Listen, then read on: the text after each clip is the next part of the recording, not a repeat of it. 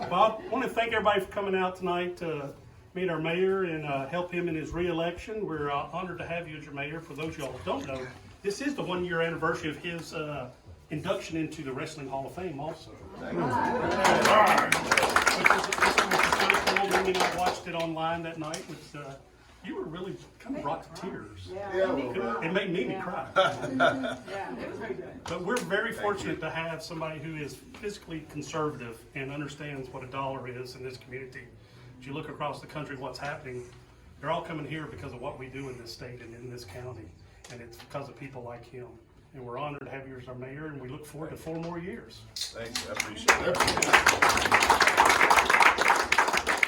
Actually, though, people are coming here not because of me, they're coming here because of all the people like you all. And what a great place this is to live. And that's a testament to the folks that live here. So thank you all for being you, basically. Man, I appreciate you. It's great to see so many friends. Lou and I have a special relationship. Sometimes I'll call Lou to vent. And after about 5 minutes that I haven't got a word in, I'm like, Lou, I called you to vent and you turned it around on me. So, but I appreciate you, brother. And also Susan. Susan is just someone I really look up to. We may not agree on everything all the time, but I don't want to disappoint her, as weird as that sounds. So I try to carry myself, in a way that make her proud, because I have a lot of respect for her, and also because I'm just a little bit scared of her. So, but yes, but thank you all very much. I heard a story the other day. It was about 2 elderly women, and they were walking past a graveyard, a cemetery. And they looked over, and there's a headstone, and it was somewhat obscured, and you can only read the inscription, which said, "Here lies a politician and an honest man."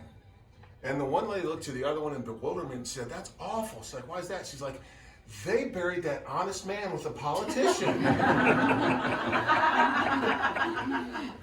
But unfortunately, that seems to be the way that it is nowadays. I try to do the right thing no matter what, because it is just the right thing. Even if it's not popular, even if folks don't like it, I do what I think is the best thing for our community. And that's just it, okay? And that's what I think any person in my position has to do. We have a certain set of principles, certain things that we believe, and we are elected to put those into action, to make policies based upon that. Not to put our policies in because we think it's going to make everybody happy. I've been at this game long enough to realize, actually about the first day I realized I can't make everybody happy, so I wasn't going to do that. I was just going to act in a way that made people proud of what I did, no matter what that was. And that's what I've tried to do. Because of our policies here in Knox County, also across the state of Tennessee, because we are a fiscally conservative place, it's really paid off for us. Coming out of the pandemic, we see that now. We see a real difference between many of the blue areas of the country, which took on completely authoritarian policies, which shut down their economies, didn't look at the damage that they were causing to people. Whereas here in Tennessee, we kept things pretty open, and we realized that we had to balance public health also with the economy. And people would say, well, you're putting dollars over lives. You're putting the economy over lives. It's not true. The economy is lives. Okay? And we all know that. And the people that were saying that, of course, have no idea of how a functioning society actually works. And now we see the benefits of that, though. As we do see people moving here from around the country, productive people in many cases who are political refugees from places that have kind of gone nuts. And it's really awesome to see that. It's really awesome to think about our future. I am concerned about some things with our country. When I think about what's going on in Washington, D.C., I have no doubt that the midterm elections will result in a red wave. I have no doubt about that. I think the policies that have been put in place are terrible.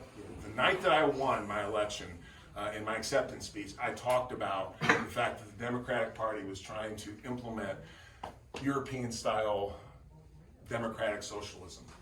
And that's what they've tried. And there's going to be, the crows are going to come home, the chickens are going to come home to roost in the midterm election. But unfortunately, it doesn't seem like either party, and I say this as a Republican, that either party understands that you can't just spend money like crazy. And at some point, you can't print and spend. And I am concerned what that means for our future with inflation and with dislocations in our economy. That's why it's even more important at the state and local level to follow the policies that we do, to try to insulate ourselves from that as much as possible. In closing, I have a plaque in my office. It's my favorite superhero, Captain America. And it's a quote by him, and the plaque reads that it doesn't matter what the press says, doesn't matter what the masses and the politicians say, it doesn't matter if the whole country decides something wrong is something right. This nation was founded on one principle above all else, that we stand for what we believe in, no matter the consequences or odds.